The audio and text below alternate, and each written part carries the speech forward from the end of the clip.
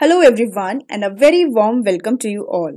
This video is a continuation of our previous discussion. Today we will be moving forward with the next section, that is section 125 of Companies Act 2013, which focuses on the Investor Education and Protection Fund. Let's explore this crucial provision and understand its role in protecting the interest of the investor. Let's get started. Before starting with this section let us know कि ये जो section है इसके basically three main parts हैं. First is कि इस fund को कौन स्टैब्लिश करता है. सेकेंडली सोर्सेज क्या है फंड के, मतलब कहाँ से इसमें फंड में अमाउंट डिपॉजिट किया जाता है, मनी कहाँ से आता है. एंड थर्डली उस मनी को कहाँ कहाँ यूटिलाइज किया जाता है. तो subsection 1 is about who establishes the fund.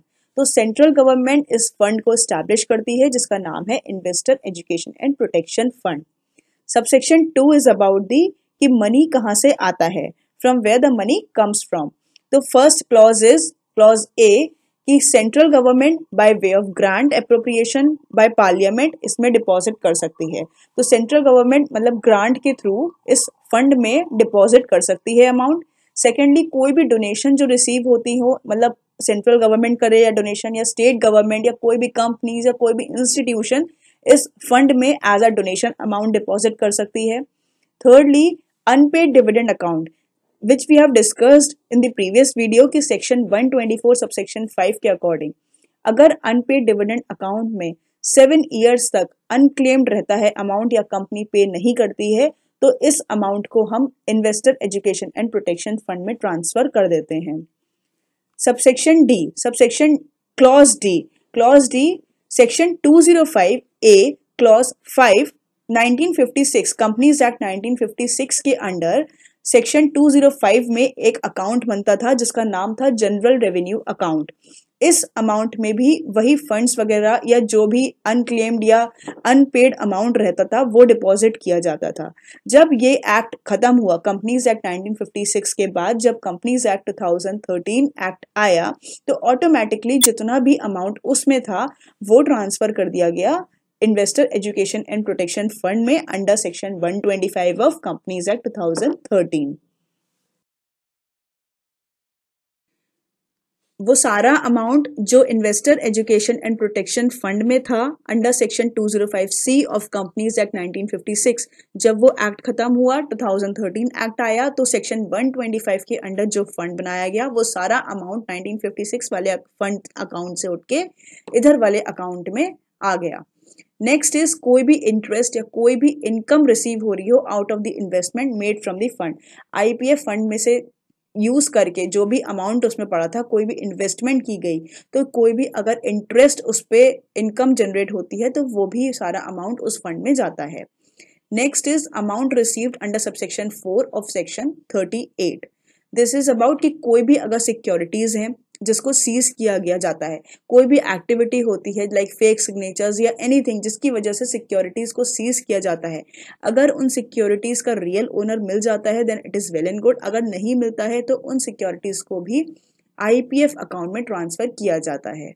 Application money receive by the companies for the allotment of any securities. Application money ज्यादा आ गया, उनको रिफंड करना था लेकिन रिफंड नहीं हो पा रहा है ड्यू टू एनी रीजन कि बैंक अकाउंट नहीं है या फिर जो क्लेम करने आते वो क्लेम नहीं कर पा रहे हैं, एनी रीजन की वजह से 7 ईयर्स तक अगर कंपनी के अकाउंट में पड़ा रहा तो वो अमाउंट भी आईईपीएफ अकाउंट में ट्रांसफर किया जाता है. Next is mature deposit with the companies other than the banking companies. Company के पास डिपॉजिट्स थे वो मेच्योर हो गए, 7 ईयर्स पूरे हो गए, 7 ईयर्स तक उन पे कोई क्लेम नहीं हुआ और कंपनी ने पे भी नहीं कर पाई due to any reason other than the banking companies. Mature deposits वाला पॉइंट बैंकिंग कंपनीज पे एप्लीकेबल नहीं है. तो इसके अलावा मतलब अगर वो 7 ईयर्स तक पड़े रहे तो उसके बाद वो अमाउंट भी आईईपीएफ में अकाउंट में ट्रांसफर किया जाता है. Next same as mature deposit, mature debentures हो गए हैं, 7 ईयर्स तक पड़े हुए हैं, क्लेम नहीं हुए या एनी रीजन, तो वो अमाउंट भी आपका चला जाता है आईईपीएफ अकाउंट में. नेक्स्ट कोई भी इंटरेस्ट, मतलब जैसे डिपॉजिट्स आपके मेच्योर हुए या डिबेंचर्स मेच्योर हो गए आपके, या जो एप्लीकेशन मनी था उस पे HIJ, इन तीनों पॉइंट में से अगर किसी भी इस मनी पे कोई भी इंटरेस्ट बन जाता है तो वो भी जाएगा आपका आईईपीएफ अकाउंट में. Next is sale proceeds of the fractional shares arising out of the issuance of bonus shares, merger and amalgamation for 7 or more years. Sometimes companies जो है वो बोनस शेयर्स इशू करती हैं या मर्जर करती हैं किसी दूसरी कंपनी के साथ. ऐसे में जो शेयर होल्डर्स होते हैं they may receive a small portion of shares which are called the fractional shares. ये इतने स्मॉल्स होते हैं, मतलब ये शेयर्स इतने स्मॉल होते हैं, इनकी वैल्यू इतनी कम होती है कि कंपनी उनको अपने पास रख लेती है या फिर कंपनी उनको सेल आउट करके जो मनी है वो अपने पास रख लेती है. If this money remains unclaimed for 7 or more years तो it will be considered as unclaimed proceeds और इस अमाउंट को भी आफ्टर 7 years कंपनी को IEPF फंड में ट्रांसफर करना होता है. Next is redemption of the preference shares. Redemption of preference shares वो टाइप के शेयर्स होते हैं जब कंपनी प्रॉमिस करती है कि वो फ्यूचर में शेयर होल्डर को एक फिक्स्ड अमाउंट पे करेंगे आफ्टर अ सर्टेन टाइम. ये अमाउंट जो आगे मान लीजिए रिडेम्पशन का टाइम आ गया और उस पे मनी जो था वो क्लेम नहीं किया शेयर होल्डर ने और वो अमाउंट 7 years तक ऐसे ही रखा रहा कंपनी के पास, तब वो अनक्लेम्ड मनी कंसिडर किया जाता है और उसके बाद वो ट्रांसफर कर दिया जाता है IEPF फंड में. इसके अलावा सच अदर अमाउंट एज में भी प्रिस्क्राइब्ड, कोई और मनी या कोई और टाइप का अमाउंट अगर गवर्नमेंट प्रिस्क्राइब करती है तो वो भी ट्रांसफर किया जाएगा IEPF अकाउंट में. Next is provided that no such amount referred to in clause H2J shall form part of the fund unless such amount has remained unclaimed and unpaid for a period of 7 years from the date it became due for payment. तो provided that तभी amount transfer किया जाएगा IEPF में जब ये amount at least 7 या उससे ज़्यादा ईयर्स तक के लिए अनक्लेम्ड रहे या अनपेड रहे. जब से वो ड्यू हुआ था पेमेंट के लिए तब से एटलीस्ट 7 ईयर्स तक अगर वो अमाउंट कंपनी के पास रहता है उसके बाद ही वो ट्रांसफर किया जाता है IEPF अकाउंट में. नाउ सबसेक्शन 3 इज अबाउट कि इस फंड को कैसे यूटिलाइज किया जाएगा, जो अमाउंट इकट्ठा हो रहा है उस फंड में उसको कैसे यूज किया जाएगा. Clause A says that refund in respect of unclaimed dividend. अगर मान लीजिए आपने अनक्लेम्ड डिविडेंड मैच्योर डिपॉजिट्स या मैच्योर डिबेंचर्स के अगेंस्ट में जो 7 years तक कंपनी के पास रहा था उसके लिए आपने वो वाला अमाउंट आपने फंड में ट्रांसफर किया था और उसके बाद से ट्रांसफर करने के बाद अगर मान लीजिए कोई पर्सन आके क्लेम करता है कि वो अनक्लेम्ड डिविडेंड उनका था या मैच्योर डिपॉजिट्स का अमाउंट उनका था तो उस केस में या फिर जो उसके साथ इंटरेस्ट भी था तो उस केस में IEPF अकाउंट से वो अमाउंट उस पर्सन को रिफंड कर दिया जाता है. Next is to promote the investors' education, awareness and protection. That means this fund amount is used to educate investors about their rights, responsibilities and ways to safeguard their investment. Next is distribution of the disgorged amount. अगर कोई court order करता है किसी person को to और या फिर किसी एंटिटी को to repay the money due to his wrong doing then this amount is also distributed among the eligible investors. जो भी इन्वेस्टर्स रहे होंगे जिनका भी अमाउंट यहाँ पे डिपॉजिट किया गया था including the applicants for shares और डिबेंचर्स या फिर share holders, debenture holder, depositor who suffered losses because of the wrong doing of some person. तो उनके एक्शन की वजह से, किसी के रॉन्ग एक्शन की वजह से उनका अमाउंट अगर IEPF अकाउंट में आ गया था तो वो उनको रिटर्न कर दिया जाता है. The distribution is done in accordance with the courts order. Next is reimbursement of legal expenses incurred in pursuing the class action suits. That means कि अगर मान लीजिए किसी मेंबर्स यानी कि शेयर होल्डर्स या डिबेंचर होल्डर या डिपॉजिटर्स अंडर सेक्शन 37 और 245 के अंडर कोई क्लास एक्शन सूट फाइल करते हैं और लीगल एक्सपेंसेस अगर उनको हो जाते हैं कुछ तो ये एक्सपेंसेस भी उनको रीइंबर्स करने के लिए इस फंड को यूज किया जाता है. मतलब अगर कोई उन्होंने एक्सपेंसेस किए हैं, कोई सूट फाइल किया था तो उसके एक्सपेंसेस को भी रिफंड करने के लिए इस फंड में से अमाउंट को यूज किया जाता है. Next is any other purpose, कोई भी ऐसा purpose which is incidental thereto in accordance with such rules as may be prescribed. Provided that the person whose amount referred to in clauses A to D of subsection 2 of section 205 transferred to Investor Education Protection Fund. In clauses के according जिस भी person का money transfer किया जाएगा investor education and protection fund में after 7 years उस person के पास right होगा कि वो अपने मनी को क्लेम कर सकता है, मीन्स वो रिफंड के लिए क्लेम कर सकता है. Next is disgorged amount. Disgorged amount वो मनी होता है which is collected when securities like shares, debentures etcetera they are sold as a part of a penalty और settlement for the wrongful acts और fraud, तो वो amount कहलाता है disgorged amount.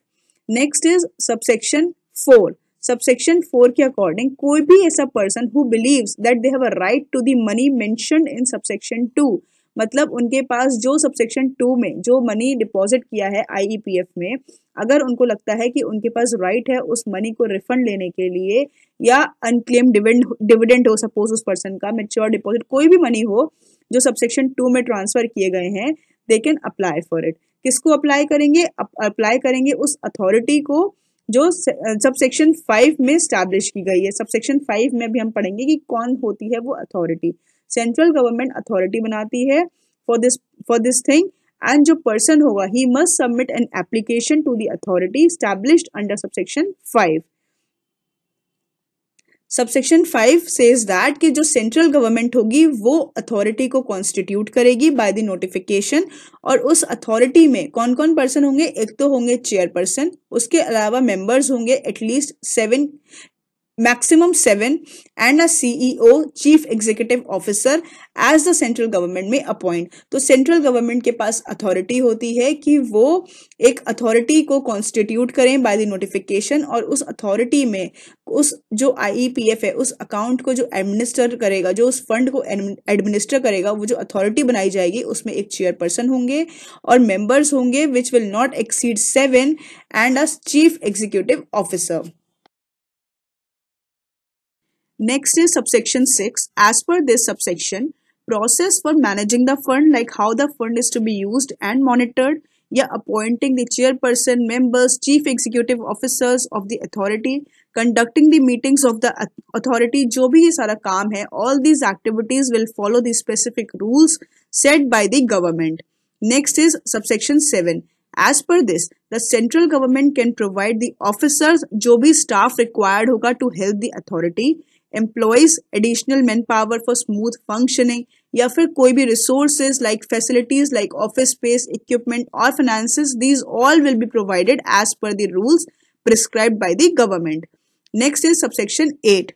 तो as per this subsection जो authority होगी, the authority will manage the fund, जो भी अमाउंट होगा उसको कैसे मैनेज करना है वो अथॉरिटी करेगी, to ensure proper utilisation and administration of the money in the fund, मतलब प्रॉपरली उस फंड को मैनेज करेगी, अकाउंट्स को मेंटेन करेगी, will keep the separate financial accounts and record for the fund. जो फॉर्मेट रहेगा, जो मेथड रहेगा for maintaining these accounts will be set after consulting the controller and the auditor general of India to ensure the transparency and accountability. Next is subsection 9. As per this, जो authority formed हुई है under subsection 5, it will have the power to utilize the fund. उस money को कैसे utilize करना है, कहाँ करना है, for the purposes specified in subsection 3. Example, promoting the investor education, distributing the disgorged amount, reimbursing the legal expenses, etc. तो ये authority के पास होगा पावर की वो कहाँ पे मनी को यूटिलाइज करेगी। Authority ensures that the money in the fund is used for the intended purposes efficiently, जो भी पर्पसेस है वो उसमें एफिशिएंटली यूज हो पाए ऐसा अथॉरिटी एंश्योर करेगी, ये उसकी रिस्पॉन्सिबिलिटी रहेगी।